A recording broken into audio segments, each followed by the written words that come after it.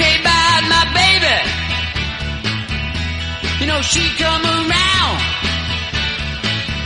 She's about 5'4". Talking about my career, how I started, where I'm at, where I've been, how come you might not have seen me for a while, and what I'm about to do. So today, it's hard to pick a starting point because there's so many things to start at, and I want to try to keep it relevant without being like, okay, we don't really know everything about the guy. I'll just go briefly how it all started. Many eons ago, I was born in the Robert Taylor homes here in Chicago in 1958. And for people who don't know, that's on the south side of the city between 43rd and State Street. And at the time, it was considered a pretty good area, but then the gangs came in, and then, you know, my parents got a little worried, and we left there in 1968. I moved to Hyde Park, grew up there as a teenager in like 69, and spent about 25 years in Hyde Park, went to Kenwood High School, and a couple elementary schools. I'm pushing time up a little bit. And in 1970, I believe, I first started trying to get involved in music, and I stomped like everybody else, but I thought that's something I could do. And from that point on, I never really stopped. You gain a little bit of encouragement when you start feeling like you're accomplishing something. I still was horrible, but you know, your parents made you think you were this and that, and your friends. But over time, I got to good, halfway decent. 1971, I think I did my first professional gig, and what I mean by that is we got paid. We were okay, and you're not really a professional by that standard, but when you get paid, you're professional. So let's skip some years now. So now, we're all the way until I'm gonna say the 70s, and I'm working with a man here in the city named Purvis Spann. He was known as the Blues Man. Very big time guy. He used to own a lot of properties here. There was a club that you played at called the Burning Spear. Anybody that was anybody played there. We played there for a number of years as a house band, primarily because we had equipment that could save him money. We were pretty good, but the real reason is he saw where he could make some money by having us and giving us an opportunity. And we were young, living with our parents, so we weren't driven by money. We were excited about the opportunity to be in front of all these great people, James Brown, Johnny Taylor, and any big black entertainer and the time was coming to there, and we got to meet them. And I learned a lot of stuff, you know, about how to do things, how not to do things. So we developed a relationship with him, and we met another guy named Willie Mitchell, who was also the famous producer for Al Green, who made all those beautiful records, Love and Happiness, For the Good Times. And we recorded some music down there, and that was my first education in how to be messed around and not know you're getting messed around. They stole a lot of music from us. We didn't know anything about business. We were, again, excited. So all the songs I wrote, I found out I didn't own anymore. Somebody else's name was on my publishing. So at that point, that's when I decided I needed to understand the business side of it. And I learned how to do all of those things. And I'm going to go up for some more years. This is when my first record came out, under the name Sam Cockrell. It was in 1999. I recorded my first album at Paragon Studios here in Chicago, entitled I'm in the Business, produced by myself and engineered by Jack Eternal. That was my debut record. People had known me, but I had just become an artist now, with my own band, trying to promote my name. That went really well. I traveled a lot, got to be known outside of Chicago, greater, went to Europe. And then, naturally, you got to have a follow-up. So in 2000, I went down to Memphis, Tennessee, and competed in a competition they call the IBC, the International Blues Competition. And there were 300 bands participating from all around the world. We came in, finished second place. We lost to a boogie woogie player. It was a bit devastating because I didn't really think we lost, but in the spirit of for being a professional, I congratulated him. And I wrote a song on my album called Mugged in Memphis about losing out. He turned out to be a really good dude. He had a lot of bad luck though. His name was Dave Keys. If you listen to my album, the Colorblind album, you'll see the song Mugged in Memphis about that experience. And that later on that year, my father died. So that was really tough. You know, you never know how death is going to affect you. But I went into a dark spiral and I didn't really know it. So from that point on, from 2001 to 2015, I just kind of went numb. I didn't know I was going numb, but I didn't do anything. And people wondered what happened as a drop off. My next record, well, by the way, the record I'm talking about was entitled Colorblind. I'm sorry, that was the title of the record that I did in 2001 in Memphis, Tennessee, with this narrative about the International Blues Competition. But when my father died, like I said, something happened, and I just kind of got lost for a minute. I didn't have any creativity, and I took a while to mourn his death because my sisters and mothers, like most women, they fell apart, so I couldn't have that moment because I had to be strong for them. And one day I just broke down. I was in Canada, and that moment just came out. And about 12 years later, I recorded my current album, which was in 2015, which is unbelievable. 7 years have passed that quick. And that's entitled Trying to Make a Living Playing My Guitar, which is where we currently are right now. And of course, COVID hit. That slowed everything down from everybody, not just me. It just was a whammo job. And also, to add injury to insult, I had my aorta ruptured. That's the largest organ in your body. Could have killed me, the surgeon said, but the tear wasn't big enough. Because of that, if I had been a drinker or abuser of drugs, it probably would have killed me. So my body was in good shape, and I was able to come back from that. But in the midst of all of that, which caused that is kidney disease, hypertension.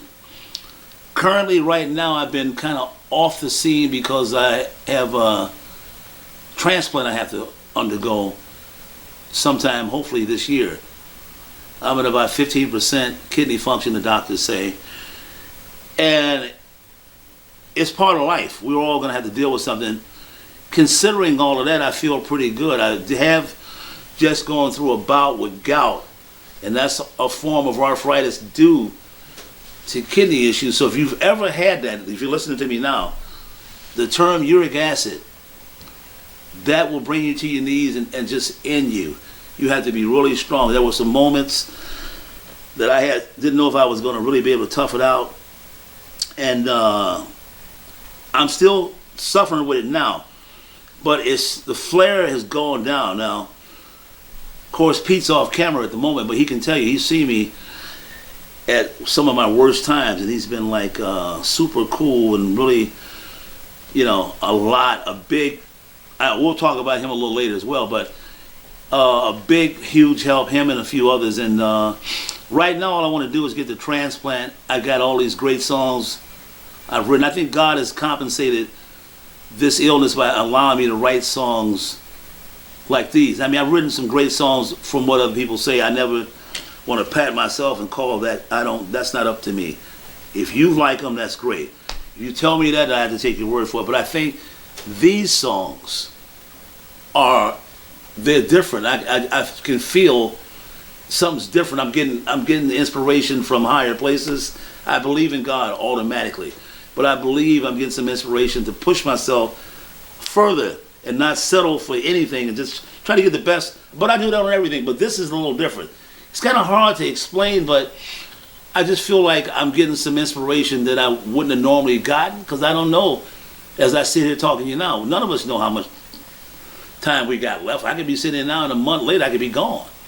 So my objective is to get these songs out, get the transplant, go back to being hopefully 100% if it's God's will, and just try to keep enjoying my life, man. I love music.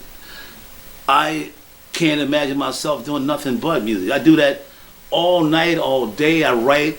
I sleep all day, like the song say, I play all night. And I'm not trying to get rich. I just want to be comfortable. If I can do the kind of gigs, festivals under my control and not be owned by anybody, make enough money to survive, That's all I need. I'm not trying to get rich. I don't want to be Rockefeller. I don't need to be the next Michael, the next Prince, or whoever. I just want to be me. I want to have enough money to take care of my band and myself, and satisfy the audience that we play for. So I think I've caught everybody up about where I am, what I've been doing, what I want to do, and why you may have not seen me and wonder what happened. Because somebody said, I thought you were dead.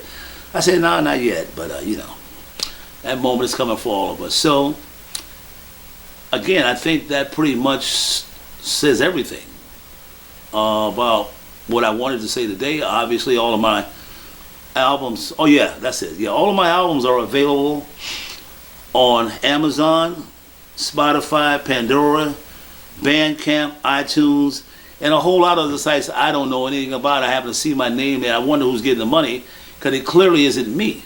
Okay, but for all the music fans who like all genres, blues, soul, R&B, on my first album, I'm in the business, like I said, recorded in 1999. There's a recording of me and Maurice John Vaughn. There's a recording of me and Billy Branch on that album. Carl Weathersby, the late, great Michael Coleman. Who else is on that album? Excuse me. The great brother John Kaki is on that album. He's playing organ and piano on all those tracks. And of course, the individual fellows in my band, Rob Davis, Chris Forte, Rick Perkins, Howard Shaw. I'm leaving out a few people, but that's the crust of that. My second album, which came out in 2001, entitled Colorblind, was also featuring the world famous Memphis Horns players. They played with people like Elvis, Robert Cray, the Doobie Brothers, so on and so on. So I met those guys down in Memphis in the bathroom of all places. And I say, man, I love you guys' music. I got to get you on my records. I say, but I got to let you know now I don't have any money. I say, when I said I don't have the kind of money you used to play with. He says, oh, we'll work it out. Call me. So he gave me his number. I thought he was just blowing me off. And there was Wayne Jackson and Andrew Love of the Memphis Horns. And 6 months later, I'm down in Memphis, Tennessee, recording my album with these incredible artists. They're both, however, deceased now. And that's one of the highlights of my life, is having those guys on my record, talking to them, sharing their experience. And on that album, again, Colorblind, I recorded a song with Ronnie Baker Brooks called Life. There's a song on that album with Joy and O'Connor called When We're Together. The late, great Chico Banks, there's a song called Baby, You Know I Love You. Many people don't know about these collaborations because we don't have a format or people to get these things out, because the blues is kind of always looked at a secondary type thing, and we don't get information to people who might say, these guys could sound together. They made a record 15 years ago, but nobody heard it. And my current album, Trying to Make a Living Playing My Guitar, was recorded in Centerville, Delaware, with one of the best people I know in this world. He's a great player. He's a great engineer, a good friend. He used to live in Long Grove, Illinois. His name is Joe Lasort. He was the executive producer, the engineer, the co-producer, and the lead guitar player. And he's phenomenal. Without him, I'd still be in purgatory trying to get another album out there so people know I'm still going. And again, to mention, I don't leave anybody out. There's some great players in Delaware.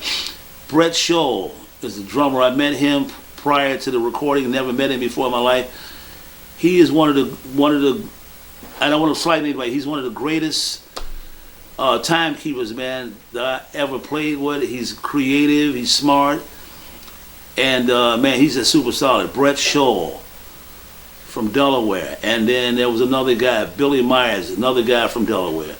Great drummer. He came in and did a fantastic job. He couldn't stay for the whole session because, I don't know, he just couldn't stay, so we wound up using Brett. But then there was another fellow named Roger Girk, guitar player, great singer, local guy there in Delaware area, real well known. Darrell Brown, a keyboard player, came in and did a lot of work. But the real champion on this record, other than me being on it, my record, is my keyboard player, Daniel Tavian. Daniel's a great player. another one of the best dudes you'll ever meet, man, and he killed it. He didn't believe he could do it. I said, dude, you can do it. Listen to this album, man, and if this guy, I'm telling you, man, that's like my right-hand guy.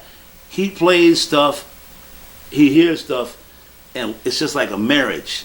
I don't have to show him, he can go right to it. Daniel Tabian, check out the album, Trying to Make a Living Playing My Guitar. He's playing all keyboard instruments and doing an incredible job. So that's where we are up to date right now. Now, the new album title, I don't want to say it because it's better if it sneaks up on you, because I don't want to say piss a few people off, but at this point, I'm not concerned anymore about what record people think, what you should do to make them happy.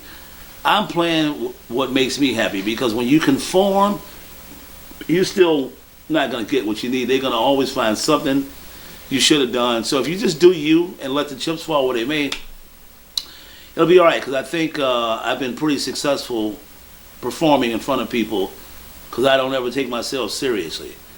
If they like what I'm doing, I get to come back. So that's validation for me that I was pretty good, according to them. And at that point, I don't know. I think anything else would just be like random questions that we could talk about, stuff you might want to ask me or want to know that I didn't cover. But I think I covered quite a bit. But what I'm going to do, since we're still talking, I'm going to chime in with my friend here who's off camera, Mr. Peter Missick, and see what he's got to say about stuff. How do you think that went, Pete? When you're an independent musician and trying to make it, as far as in the music business, Yeah. or and just how you have to jump through hoops just to get recognition from the people who have the money, Absolutely. that they would invest in you, but at the same time, the marketing aspect of it starts to come into the way, because now they're not looking for a person of quality, they're looking for a person of a capitalization. How can we capitalize on this person monetarily? Of course, with today's media, we have where you can go pretty much be an independent person in a like, say, your own podcast. Right, absolutely. And so, but that doesn't validate you as a person, because then you have to still go through that, and people have to say, wow, I like this person. Then you start possibly getting the recognition, so through word of mouth. And that's where, like, say, in a case of me, I'm not a recording artist, I'm a performer more than anything else. But when you're writing records and you're looking for people to start to enjoy what you're playing, it's like it's for once you find out, you have to spread the word. You have to say, I love this man. This is he's right in the pocket of where I want him to be, as far as like the message he's putting out. But anyway, that's. But you know what though? It's harder for guys like me and you, because we're two old geezers. You know, with the way they don't want to market 60 and 70-year-old dudes now. It's all about imagery, and they don't care if you can actually sing or play. They're trying to sell, and I get that. But when people go and they like guys like us, okay, Jimbo's off camera now, but guys like us, we want to pick a CD up and look at it. I want to know where you recorded it, who's on the album, who the players are, what's the backstory. I want to read the liner notes. People, you can't do that with streaming now. Right. Streaming is just a condensed form of cheapening the music. And now you just you go out there, man, and you got CDs as an artist. You might as well be selling Lafayette money in America. Nobody's got a CD player in the car to enjoy it, or even in their house usually. Right, and in regards to that, back in the 70s, when I was first starting to play music, one of the first things I would do, I would go to the local record store, and I would see these musicians, and then I would like meander at another album. I says, wow, this guy plays on this album as well. Absolutely, yeah. So then I started following musicians of who they were, and an example would be a band called The Section. which later came out to where you have a famous bass player who plays with Phil Collins now. So he was part of a California group, and his name is Leland Sklar. So this gentleman, who people see with this big white mane and a big long white beard. Yeah, I thought that was Santa Claus playing bass. And I remember, my God, this guy plays on this, Doctor My Eyes. He plays on that song. So it turns out this guy, because of recognition probably from me, because I'm following him, I'm following these other artists, that all of a sudden there's the promotion for these people, say, and I was the first one in my area that I would come home and I says, hey guys, check this album out. And it was like, oh my God, I never heard this before. And it enriched other people, other musicians. I don't want to use the word that they probably enhanced their abilities because of other people's performances and what would you call, the inspiration that they got. So that's where I started, like as far as like music goes. I was inspired by people like this, and then like I said, I would always look the next albums that came out, who's on here. Right, but that comes from sharing. Like you share that information that wouldn't likely have gotten shared. Right. And I used to see him all the time, and I said, who is Santa Claus playing? But that told me one thing. He had to be really good in order to be with all these dudes. You know what I mean? On the album called The Section, which is a very great album, that was their demo. It was kind of like they were before Toto came out. Toto were, again, studio musicians. I love Toto. Those guys are awesome. And even watching these gentlemen, and who, hey, wow, he's on this album too. So then you start finding out about other musicians. So now my way of finding musicians and inspiration and songs that inspire me is through Spotify. And unfortunately you have what they call the suggestions, but you listen to it and say, okay, well this guy played in this album, then you find out, wow, what another great artist. You know what, you just made me think of something, man. I mean, you know, again, you can get to talking, and this is like an informal but I don't want my band to feel left out, because I started naming all these names. Let me just talk about the current Sam Cockrell band right now, because those guys, man, are just like, man, these are some of the best people ever. I mean, I would never ask them to do nothing I would do, but these guys, if I need them, they're there. They learn this, they're there, they're dedicated, man, because again, your mouth can be a sanctuary of truth or lies. When I talk to them, when I say something to them, they know I'm going to back it up. If I don't get a dime, I'm going to make sure and they know this. So I'm going to start with the longest tenured dude in the band. And this dude is a rock, Brian Crane. He's the trumpet player and the section leader. And this dude, man, is he's one of the best people. And I tell him all the time, man, thank you for sticking with me and helping me do this, because having a horn band is very difficult, because these guys have to read music at a high level, and they have to get guys that are trained to do that. That's not an easy thing to do. And we have another guy that's kind of subbing out right now because of the pandemic. We weren't doing much and nobody else. So he's with another group, but he's still part of our family. Jim Metz. He plays the tenor saxophone, one of the best, period. Great dude. And like I told him, man, look, I don't begrudge him. We were down. You do what you need to do. This door is always open to you. My first choice is to have you, but we got to have somebody when we can't have you. So, again, there's another guy, the drummer, Chris Morrow. Chris is a dude. His only flaw, he loves Bruce Springsteen over Steely Dan. I'm joking. He's a great dude, very professional. This dude, man, is on top. He tells me something, man, it's money in the bank. I can count on him. He's a professional, or they all are. But this dude drives from Champaign, Illinois, to come here to do rehearsals, to do shows. He should be paid way more than what we can pay him. But the fact that he does it, I try to give him much as I can, because this dude, he's just, he's going to take care of it. He writes out charts. He plays. And again, there's another guy that's like in the band. Now, he's got his own thing, but he's in my band as well. I'm always there for him. Mike Gallerone, I call him Big Money. He has been with me off and on over the years, and he is, the dude, man, is special. And I appreciate him, and I hope we can continue to work together. I don't want to stagnate his career, because I'll do anything I can to help him. But he's been very instrumental in stepping in and filling that void since I haven't been able to find anybody. And again, last but not least, Daniel Tavian. He's currently not in the group now. He's doing some stuff, trying to make money in his real life. And you have to respect that. But he too is another guy. This door is always open. I don't hold grudges or nothing like that, man. People have to do what they have to do. These guys are very integral and important to where I am now. And they're always welcome. So sometimes you got to not be able to have them because they got to do other things. So it's hard to find professional people that can play at a professional level. So I feel a little bit better now after saying that, because I don't want to leave those guys out, because currently we just got through doing a couple of shows, and these guys, man, are just unbelievable people, let alone players. And I wrote them to always know I appreciate their efforts. I tell them, but this is letting everybody else know. Treat your band and your people well, because without them, I'm just a solo guy.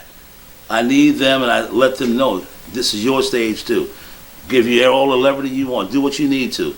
Just be nice to people, and let's stick with the program. We have a blueprint, but you can always be you, and that's how we do it. Sam Cockrell, I'm holding a copy of my current CD, which came out in 2015. We're going to be highlighting 2 songs off there. Track number 1, I'm from Chicago, which is about people getting together, having a good time, laughing, eating, drinking, and nostalgic history about being in the city of Chicago with some of the events.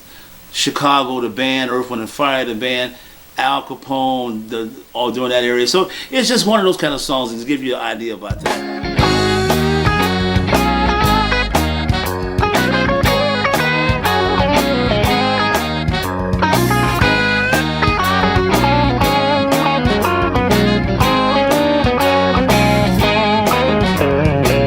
It's summertime in the Windy City. The sun is shining, the girls sure look pretty.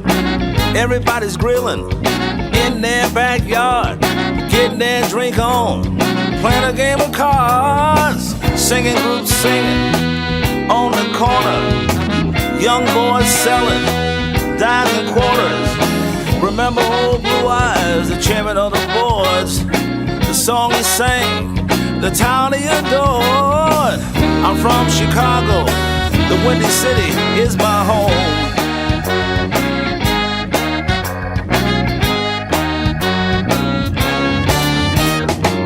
Working musicians, they love Chi-Town, North Side, South Side, plenty of work around.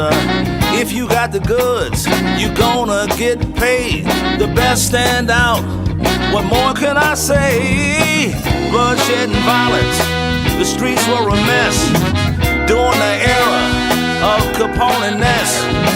Do you remember Earth, Wind & Fire, the rock band Chicago, the Grand Park riots? I'm from Chicago, the Windy City is my home. Yes, it is.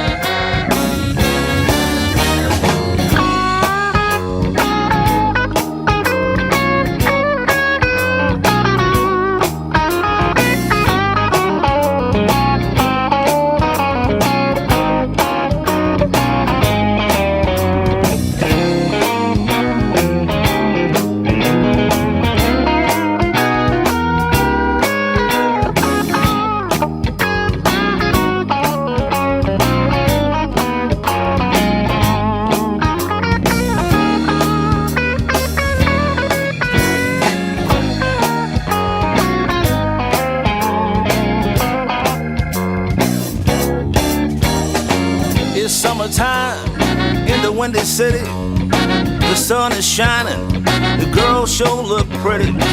Everybody's grilling in their backyard, getting their drink on, playing a game of cards, singing groups singing on the corner, young boys selling Blue Eyes, the chairman of the boards, the song he sang, the town he adored. I'm from Chicago, the Windy City is my home. Yes, it is. Working musicians, they love Chi-Town, North Side, South Side, plenty of work around. If you got the goods, you gonna get paid. The best stand out, what more can I say? Bloodshed and violence, the The streets were a mess during the era of Capone and Ness. Do you remember Earth, Wind and Fire? The rock band Chicago, the Grand Park riots. I'm from Chicago, the Windy City is my home.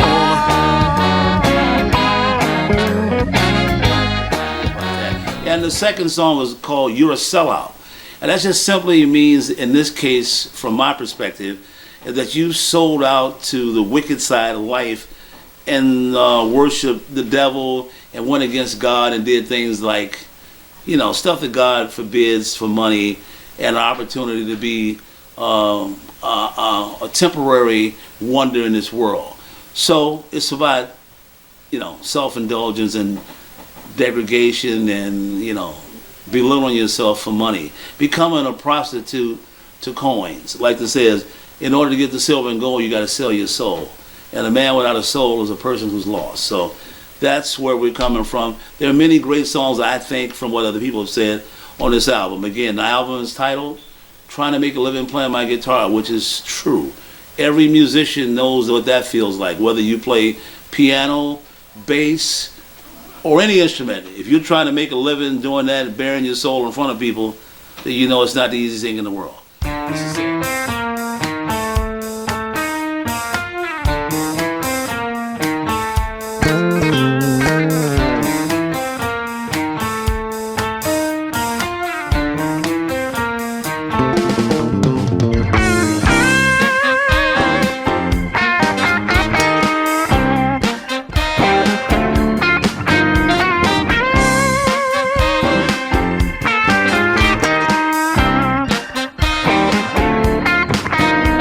Some folks will do anything for 15 minutes of fame. Worship the devil, sleep with men. In God's eyesight, both are sins. Sick and twisted, that's what you have to do if you wanna make it in Hollywood. I know you don't believe it, but it's true. Tupac said it, DMX said it too. You got to sell your soul to get the silver and gold. You're a sellout, you're a phony and a fake. You sold your soul to the devil, I guess you're on your way. You're a sellout, you're a puppet on the string, controlled and owned by the industry. You're a sellout, you're a phony and a fake. You sold your soul to the devil, guess you're on your way. You're a sellout, you're a puppet on the string, controlled and owned by the industry. Some folks don't care what they have to do, they just wanna make it in Hollywood. They wanna be rich, they wanna be famous, they wanna be the next big thing. You can go from 0 all the way up to 10, from the bottom to the top with the right kind of friends. I know you don't believe it, but it's true. Tupac said it, DMX said it too. You got to sell your soul to get the silver and gold. You're a sellout, you're a phony and a fake. You sold your soul to the devil, guess you're on your way. You're a sellout, you're a puppet on a string, controlled and owned by the industry. You're a sellout, you're a phony and a fake. You sold your soul to the devil, guess you're on your way. You're a sellout, you're a puppet on a string, controlled and owned by the industry. You know what you did to become a star on the rapper's couch in the dark.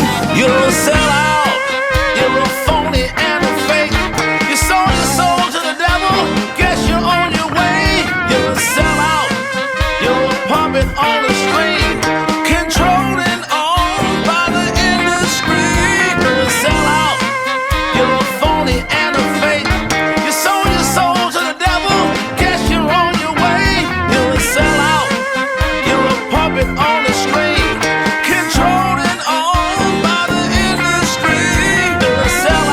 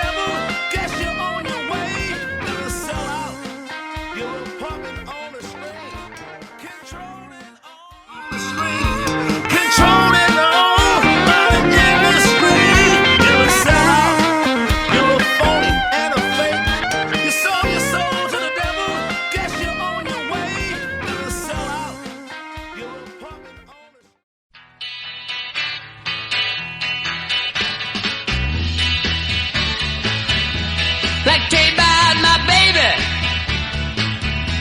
You know she come